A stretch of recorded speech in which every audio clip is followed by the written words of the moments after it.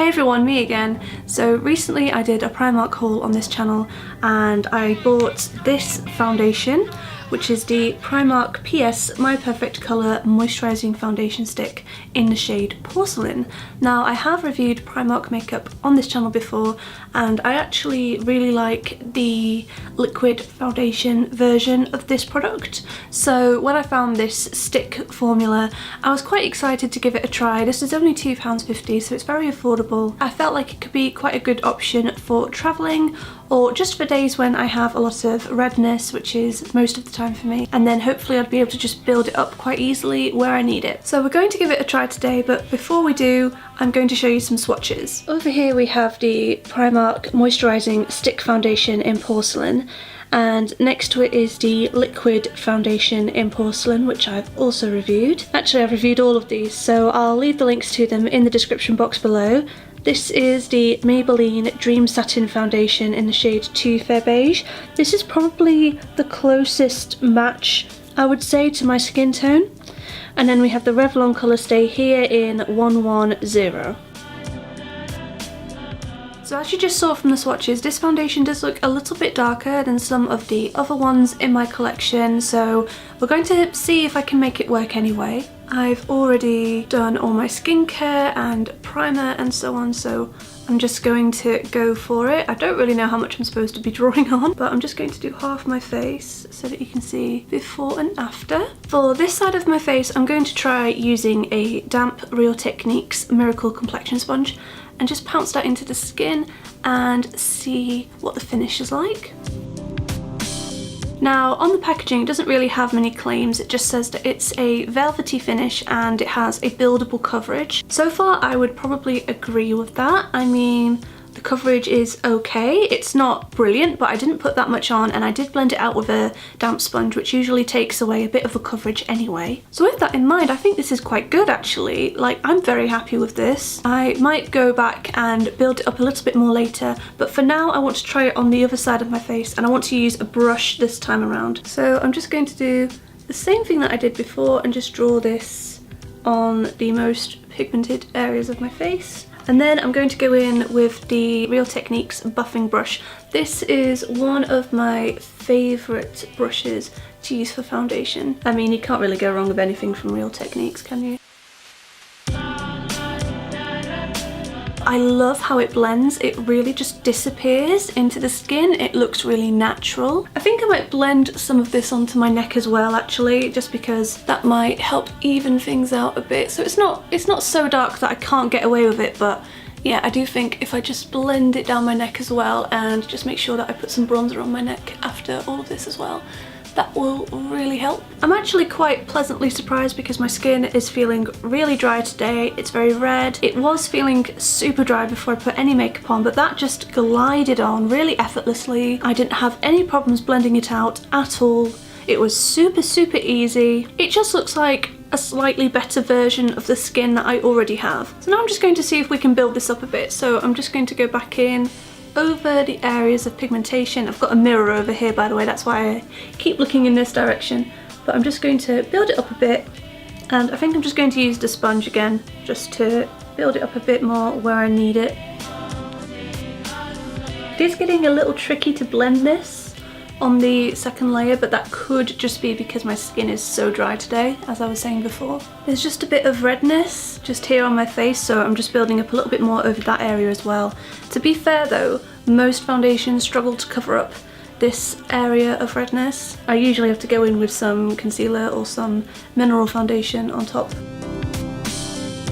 There's something else that I want to try as well actually, so I'm just going to just put a load of product on the back of my hand and then just go in with my finger. This is how I usually apply concealer. I just tend to go in with my finger. So I'm just going to see if this doubles up as concealer as well. So this is what my face looks like after applying the foundation, and I have a couple of mixed feelings about it. So on one hand, I do feel like the shade is a little bit off. It could do with being maybe about half a shade paler and it would be absolutely perfect. So if you're paler than me, you might not be able to make this work. It doesn't cover all of my redness. I can still see it a little bit peeking through even though I've laid it up quite a bit over my problem areas. However, keep in mind that it doesn't make any claims that it can. It doesn't say anything about being able to cover redness or having a full coverage or flawless finish, anything like that. But you know what, for a £2.50 foundation, I really like this. I did use it as concealer under my eyes now, so I'm not wearing any concealer for this review just so that you can see what it's really like. And I think it's actually done a pretty good job all by itself. But I'm just going to finish the rest of my makeup and then I will get back to you with my final thoughts. Okay, so the rest of my makeup is on. One thing I do want to say is that I was having a good look at myself in natural daylight, and don't do what I did, don't use this as a concealer, just use this as a foundation, because the bits where I have used this, oh, the sun's come out, that's great, because it is kind of creasing a bit under my eyes and just around my nose and in all the areas that I would usually put concealer. Another thing I want to say is that the shade match doesn't actually look that bad now that I've put the rest of my makeup on, but I did use a powder that has a little bit of a tint to it that's got a bit of coverage. It's the Stargazer pressed powder in Natural Shimmer. So that powder has just kind of brightened everything up a bit and just evened out everything, I think. And now the sun's gone, so I'm sat in the dark. Fantastic. This is what happens when you try to film videos in November. So all in all, I am pleasantly surprised with this one. I did like the liquid version of this foundation, so I shouldn't be as surprised, but I don't know, I don't usually try stick foundations like this. I don't know why, they're just something that I don't tend to go for when I'm shopping. But yeah, this one has worked really well for me. I forgot to say earlier, but you get 11 grams of product, just in case any of you are wondering about that. But yeah, that's everything for now. I will try to insert some footage a bit later on because I intend on wearing this foundation for a while, so hopefully you should be seeing that right now. Hey everyone, it's a bit later in the day now. I think I've had this foundation on for about 5 hours. I was going to leave it on for a little bit longer than this and do a proper wear test, but I'm actually going out this evening, and because of daylight saving it's already dark in the UK, so I can't bring my giant studio lights with me, unfortunately, when I go out later, so I thought I'd just do a quick check-in now and let you know how I'm getting on. Basically, the foundation looks really nice, you know, still looks good, we're still going strong. Considering it's a moisturising, quite velvety finished, I was kind of wondering if it would just sort of wear off and, you know, go quite dewy throughout the day, but actually I can't really notice much of a difference at all, if I'm honest. There are maybe some areas kind of where I built up more product, where it started to look a bit cakey, but do you know what, it's all sort of settled in and it's pretty much fine, really. Keep in mind I haven't really done anything that requires a lot of effort. I've been sat here, I filmed another video, I've been working on a blog post, so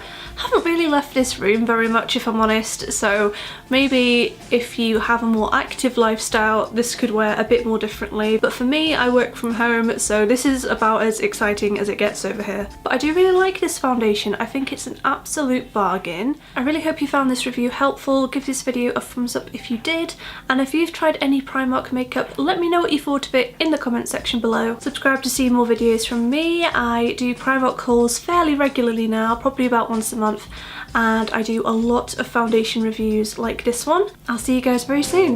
Bye!